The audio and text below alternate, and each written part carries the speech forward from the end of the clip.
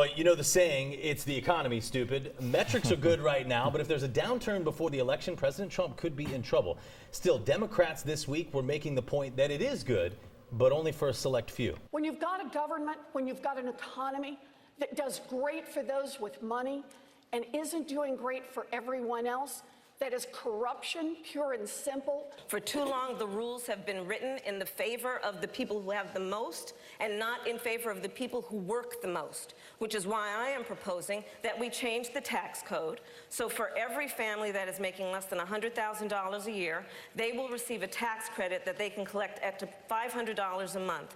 On a bold proposal there, your thoughts on that, but more broadly, how Democrats make the case on the economy. Yeah, I mean, I think the points are valid in the sense that we have a strong economy right now, but not for everyone. I mean, I know in our district in Central Florida, I'm sure it's the same in Tampa Bay, you have stagnant wages, you have an affordable housing crisis where folks are making minimum wage, having to work 108 hours a week just to afford a one-studio apartment.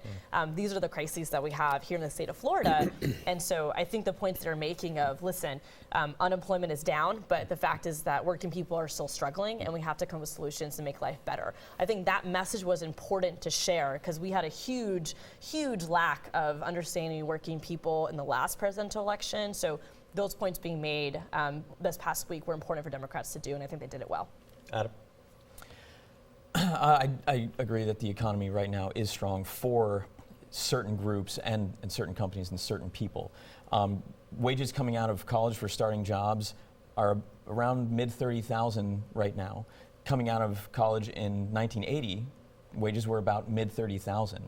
But inflation has obviously gone up and cost of living has dramatically increased.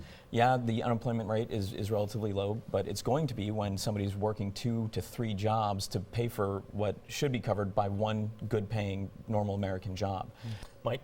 Well, look, I think the stock market's certainly up, as even the Democratic candidates conceded, and we also have a lot of good benchmarks showing that that other folks, so for example, minority unemployment is at record lows. So unemployment's down, the stock market's up, property values are good. It's actually hard to find good property. It's hard to find good employees because we're doing so well. And that's not the only thing that Trump has done well. Look at on foreign policy, we've had a lot of progress. Bigger issue is I think a lot of those middle class people used to be the wheelhouse for Democrats, and they have kind of lost that cohort. And how they get it back, I think, will be a big thing on whether or not they can win this next election.